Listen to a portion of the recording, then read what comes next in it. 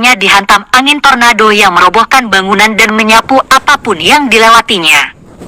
Sawah-sawah di pedesaan hancur, meninggalkan penduduk tanpa sumber pangan.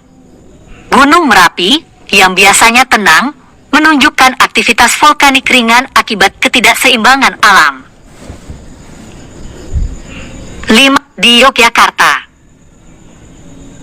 Di Yogyakarta, badai menyebabkan kerusakan parah di sekitar kota.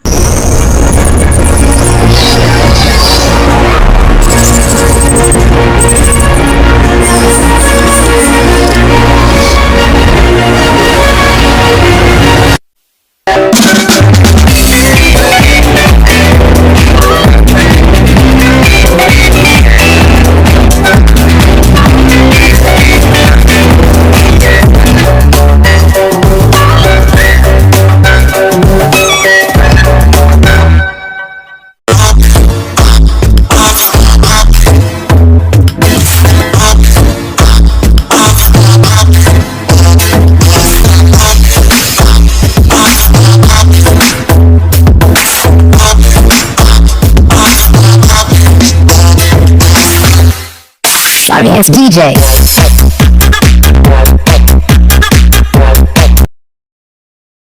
Judul 2, Ksatria Langit, Badai di Langit Jawa. Part 3, Bencana Besar di 6 Provinsi Jawa. Prolog. Setelah pertempuran awal antara Bayu Wicaksana, Ksatria Langit, dan Storm Enigma, entitas badai tersebut memutuskan untuk memperluas amukannya. Ia melepaskan kekuatannya secara penuh, menciptakan badai yang menghancurkan 6 provinsi di Jawa secara bersamaan: Jawa Tengah, Jawa Barat, Jawa Timur, Banten, di Yogyakarta, dan DKI Jakarta. Storm Enigma tidak hanya berniat menghancurkan infrastruktur, tetapi juga membuat manusia sadar akan kerusakan yang telah mereka lakukan pada alam.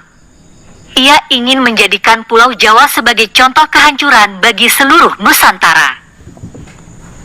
Bencana dimulai. 1. DKI Jakarta. Badai ganas menghantam ibu kota. Hujan deras yang tak henti-henti menyebabkan banjir bandang, menenggelamkan sebagian besar kota. Sungai Ciliwung meluap hingga melumpuhkan pusat ekonomi dan pemerintahan. Gedung-gedung tinggi terlihat goyah akibat angin kencang. Di tengah kekacauan, masyarakat berusaha menyelamatkan diri, sementara sistem evakuasi lumpuh total. 2. Jawa Barat. Wilayah Bandung dan sekitarnya terkena badai petir dan tanah longsor yang meluas. Daerah pegunungan seperti Puncak dan Garut menjadi tempat yang paling parah terdampak, dengan longsor menutup akses jalan utama. Ribuan warga kehilangan rumah, dan beberapa desa terpencil terisolasi tanpa bantuan. Banten. Di Banten, badai yang dilepaskan oleh Storm Enigma menciptakan tsunami kecil di pesisir Pantai Anyer dan Tanjung Lesung. Gelombang air menghancurkan desa-desa nelayan dan menyebabkan kerusakan besar di sepanjang pantai. Para penyintas hanya bisa menyaksikan air yang merangsek tanpa ampun. Jawa Tengah. Semarang dan kota-kota sekitarnya dihantam angin tornado yang merobohkan bangunan dan menyapu apapun yang dilewatinya. Sawah-sawah di pedesaan hancur, meninggalkan penduduk tanpa sumber pangan. Gunung Merapi, yang biasanya tenang, menunjukkan aktivitas vulkanik ringan akibat ketidakseimbangan alam.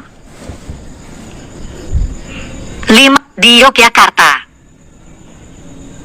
Di Yogyakarta, badai menyebabkan kerusakan parah di sekitar kota. Kampus-kampus besar seperti UGM dan pusat seni di Malioboro hancur terkena petir besar.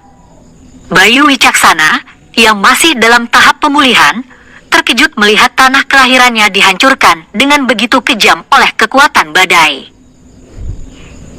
6. Jawa Timur. Di Jawa Timur, kota-kota seperti Surabaya dan Malang dihantam hujan deras yang menyebabkan banjir parah. Di daerah pesisir, angin topan merusak pelabuhan dan kapal-kapal nelayan, Sementara di pedalaman, beberapa desa di lereng gunung terpaksa mengungsi karena ancaman longsor dan banjir bandang. Titik terendah Ksatria Langit. Bayu merasa gagal melindungi Jawa dari kehancuran. Ia menyalahkan dirinya sendiri atas kekacauan ini.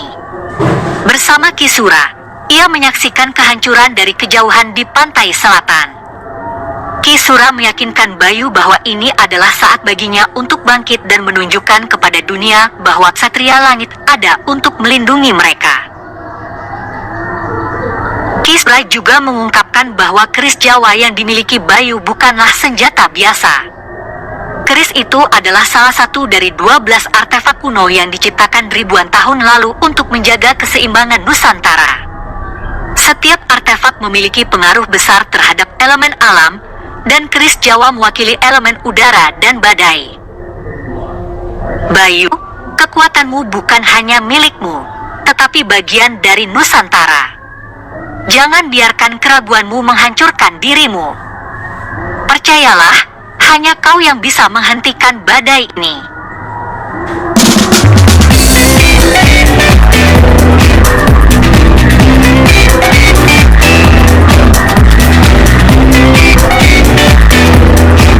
Rencana Storm Enigma. Storm Enigma, di tengah amukannya, mengumpulkan kekuatan badai dari ke-6 provinsi untuk menciptakan sebuah super badai. Ia berencana menggunakan badai ini untuk membanjiri seluruh pulau Jawa dan menghapus semua kehidupan manusia di sana. Dari puncak Gunung Slamet, ia memusatkan energi badai tersebut dan menantang siapapun yang berani menghalanginya. Bangkitnya Ksatria Langit. Bayu, dengan keyakinan baru dalam dirinya, memutuskan untuk kembali ke medan pertempuran. Ia menyadari bahwa kekuatannya tidak hanya berasal dari keris, tetapi dari semangat dan keyakinannya untuk melindungi tanah kelahirannya. Dengan bantuan Kisura, ia memulai perjalanan menuju Gunung Slamet untuk menghadapi Storm Enigma. Di sepanjang perjalanan, Bayu bertemu dengan penduduk yang kehilangan rumah dan keluarganya akibat badai. Mereka memohon kepada Bayu untuk menyelamatkan mereka. Semangat dan doa mereka memberikan Bayu keberanian tambahan untuk menghadapi musuh yang jauh lebih kuat darinya. Cameo, ilmuwan Stark Industries. Sementara itu, di tengah kekacauan ini, seorang ilmuwan dari Stark Industries yang sedang menyelidiki fenomena cuaca ekstrim di Nusantara muncul di Semarang. Ilmuwan ini menggunakan teknologi canggih untuk menganalisis badai yang diciptakan Storm Enigma. Ia memperingatkan pemerintah setempat bahwa badai tersebut bukan fenomena alam biasa dan meminta izin untuk membantu Ksatria Langit. Cliffhanger. Bayu akhirnya tiba di puncak Gunung Slamet, di mana Storm Enigma sedang memusatkan kekuatannya. Keduanya saling menatap, bersiap untuk pertarungan besar yang akan menentukan nasib Pulau Jawa. Dengan kerisnya yang kini bersinar terang dan angin yang berputar di sekitarnya, Bayu menyatakan, "Aku tidak akan membiarkanmu menghancurkan rumah kami. Aku adalah Ksatria Langit, dan aku akan menghentikanmu." To be continued in last part, pertarungan akhir Ksatria Langit versus Storm Enigma.